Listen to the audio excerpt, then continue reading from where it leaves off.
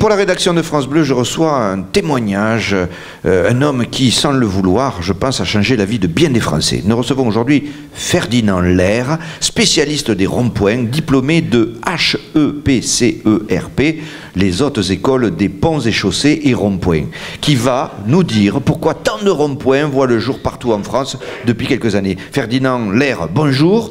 Vous êtes donc diplômé de la haute école des ponts et chaussées et ronds-points. C'est ça. Première question, comment rentre-t-on dans une telle école? Et deuxième question, pourquoi rentre-t-on dans une telle école? C'est par passion. Oui, c'est la passion. Il faut être passionné. Vous aimez les routes, les carrefours, les ponts, mais je vous vois pâlir. Excusez-moi, c'est l'émotion. Quand j'entends parler des trois en même temps, ça me fait des spasmes, un violent désir qui m'assaille. Vous voulez dire un désir africain du peuple Maasai? Non, qui m'assaille, du verbe m'assaille. Ah, d'accord. Ça me déclenche émotion et parfois même... non. Une érection? C'est arrivé. Bon. Vous voulez qu'on vous laisse un instant tranquille? Non, ça y est, ça va un mieux. peu d'eau froide, non, quelque chose? va. Non. Bon. Alors, donc vous êtes... Chut, on se calme. Donc vous êtes l'instigateur de ce phénomène du rond-point. Oui, c'est moi. Alors, expliquez-nous, on veut savoir quand même. Pour comprendre, il faut savoir que si j'ai choisi ce métier de travailler... L'émotion, certainement. De travailler au ponts et chaussées et ronds-points, au service concept et faisabilité, c'est parce que j'aime le calme. Pratiquement la solitude. Voilà, je fais tout en silence, je marche en silence, je parle en silence. C'est un bureau d'études. Est-ce qu'on y dort parfois? Ça peut arriver, mais nous, on appelle ça réfléchir. Parfait. Alors, pourquoi tant de ronds-points? Vous ne pouvez pas mieux tomber car cette idée est de moi. Donc, nous allons donc tout savoir. On vous écoute. Voilà comment ça s'est passé. C'était un mardi vers 15h, il y a quelques années. J'avais fait un bon repas avec des collègues du bureau, vu que Janine, la secrétaire, venait de coiffer la Catherinette. Je somnolais en crayonnant machinalement. Oui.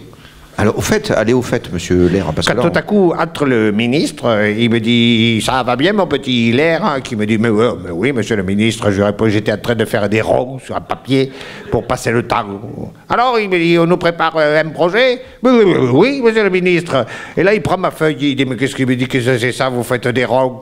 Je lui dis « Mais monsieur le ministre, c'est une étude. » « Mais que comptez-vous à faire? » « Mais des ronds-points. » Voilà. Excellente idée, qui me dit, monsieur Lerre. Figurez-vous que j'ai moi-même un beau-frère qui a une énorme entreprise de travaux publics et qui fabrique des ronds-points.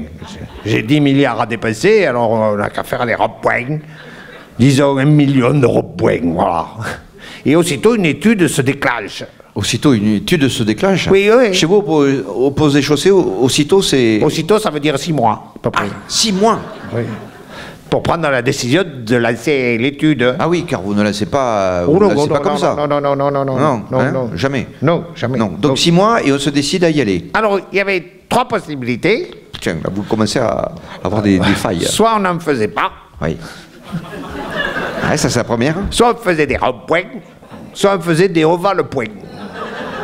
Donc, re-étude. Alors évidemment, là on repart de 4 ans d'études. Et on opte pour le rond-point, qu'après une étude, on en déduit que pour tourner autour rond, c'est plus facile. Et donc, du coup, il y en a partout. Oui, il y en a partout. Quand même, quand on voit, pardon. Mais quand même, quand on voit à quoi tiennent certaines décisions, on se dit qu'on est peu de choses.